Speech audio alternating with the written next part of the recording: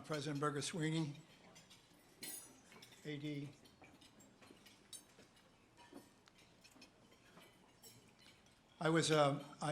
My name, as he said, was Ed Spino. I was in the class of '58. That's where I started. I ended up walking with Roger as we graduated in 1960. And at the table, I'd like to introduce and just pop up a bit.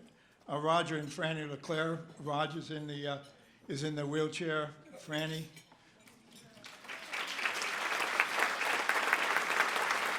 their son Rick and his wife Karen. And there's also Roger and Franny's son Dean, who you saw on the tape. And 3 of their 5 grandchildren, Ricky, Doug, and Emily.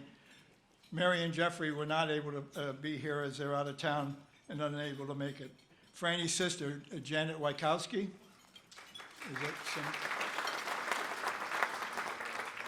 And with her is her daughter, Lynn Sullivan, and her friend, Jim DeRico. At Roger's table is Bob Johnson, who was the fullback on the 57, 58, and 59 teams, and also a little All-American. Bob. I also see in the crowd Doug Tanzel with his wife Duane, Jim Witters, and but also from that era, Ray Beach.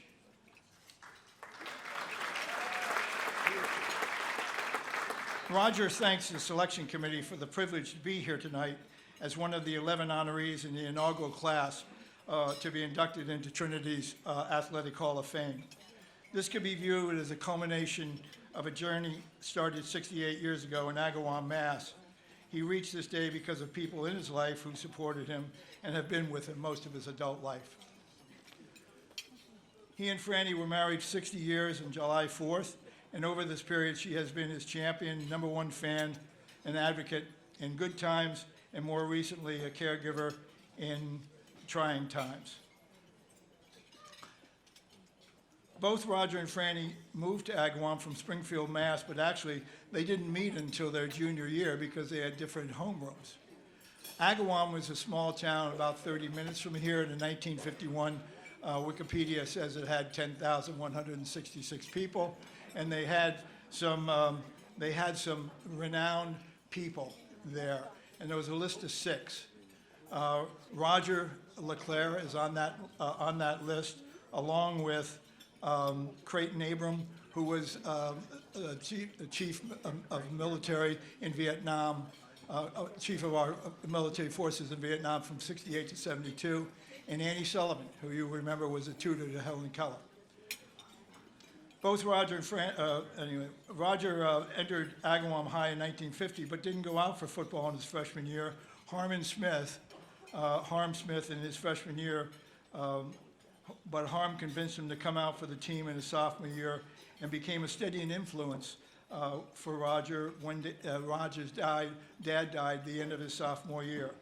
At that point, Roger's older brother was in the Army, but his 2 younger sisters were at home, and Roger was torn between playing football and working to help out his mom. Harm Smith and later Franny played yeoman's roles during this period of time. With college football looming as an opportunity, Roger visited Brown University and Trinity College in the spring of 1954. He dismissed Brown as an option and enrolled at Trinity mainly because of Bob Rabbit Slaughter.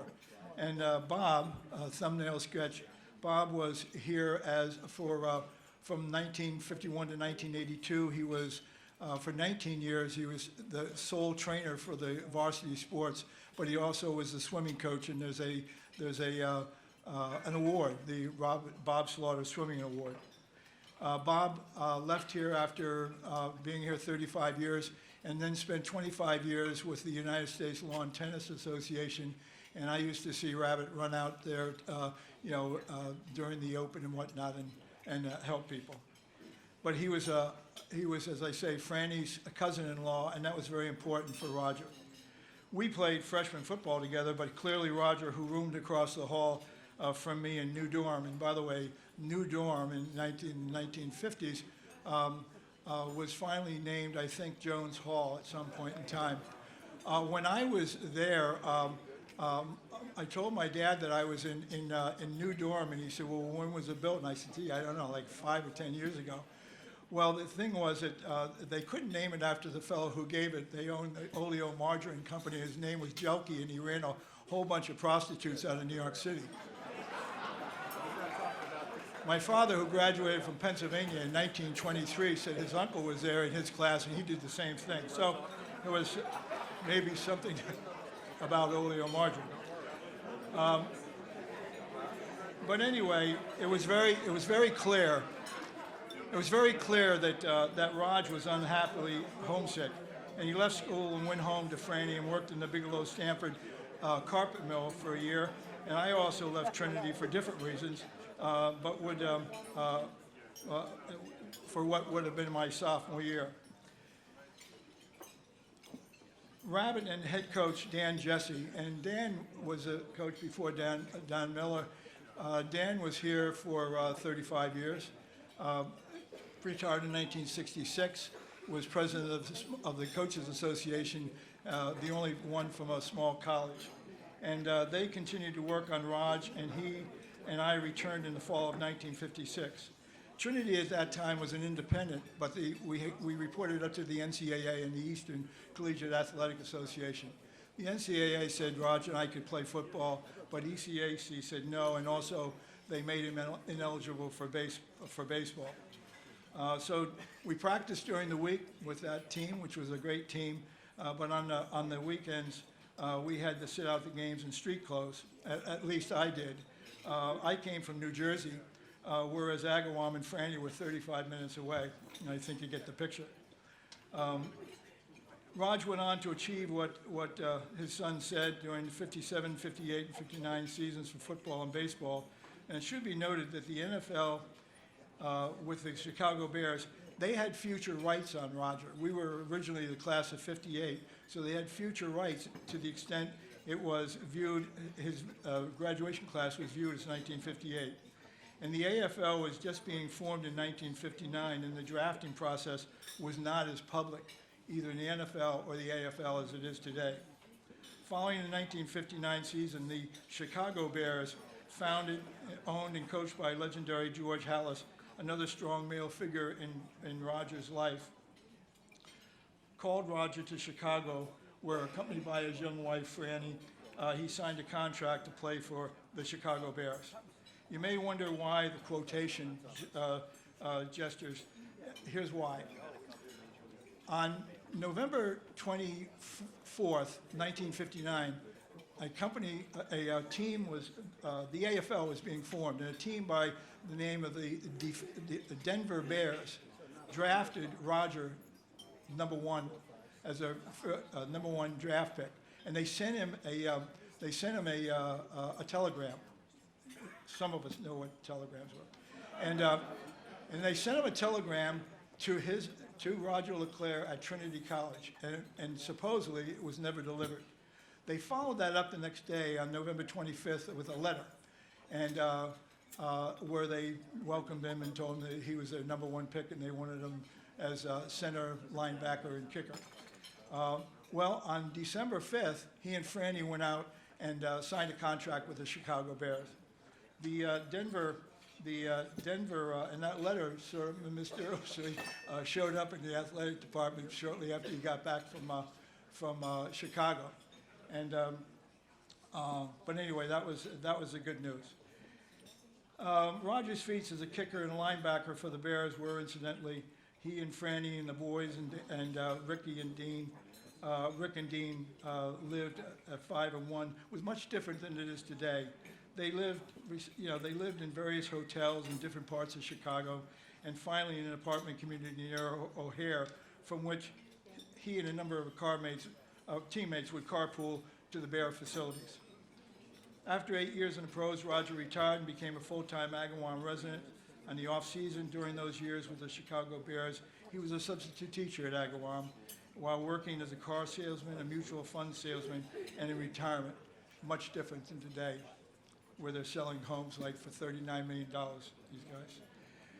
He then coached the Hartford Knights, a professional football team here in Hartford in the Atlantic Coast League, which also is affiliated with the Buffalo Bills. And he started the football team as a club at Westfield State Teachers College. And he was on the staff of the offense-defense football camp, which worked out of Mount Snow and also Fairfield University. He settled in for 30 years as a teacher-coach at Agawam High School, teaching math and coaching football and golf. He coached against Ron Riopel, who was his quarterback here at Trinity, and was the football coach at Westfield, and Ron just passed away this past May. Allow me to fill in just a few blanks that tend to affect the life of this talented, God-fearing, gentle giant, loving husband, father of two, and grandfather of five. Dan Jesse taught us that competitive team sports, particularly football, is a little game of life. The most important elements were teamwork and team unity, and in that regard, Roger holds in his heart an enormous amount of gratitude for all of his high school, college, and professional teammates who he feels were the primary contributors to his many successful accomplishments. In 2004 and 2013, as a matter of fact, the Hartford Current and then the Associated Press sought Roger out to comment on two elements of his life as a football player. One, the Hartford Current wanted to talk about how he was drafted by the Chicago Bears and the Denver Broncos. And in the article, they asked Roger, "How did you find out you were drafted?" He said, "I think my girlfriend called me and told me." In 2013, the Associated Press had an article on the 50th anniversary of the 1963 decision of the decision to play on the 50th anniversary of JFK's death. The AFL didn't play, but in that article, Roger talks about the fact that George Halas came into the locker room and said, "Hey, look, get off of that. We have to play." And Roger said, "We did that, we dressed, and we played the football game." Today, and for approximately the last 5 years, he is one of the living examples of severe dementia, of the severe dementia epidemic that is affecting many NFL players and other athletes. Roger, his family, friends, acquaintances, teammates, or not, are mighty appreciative for what you have done to honor him for this accomplishment. As an outstanding student athlete here at Trinity, who, whether as a collegian or plying his trade as a professional football player, has in reality brought honor and acclaim to Trinity. Thank you very much.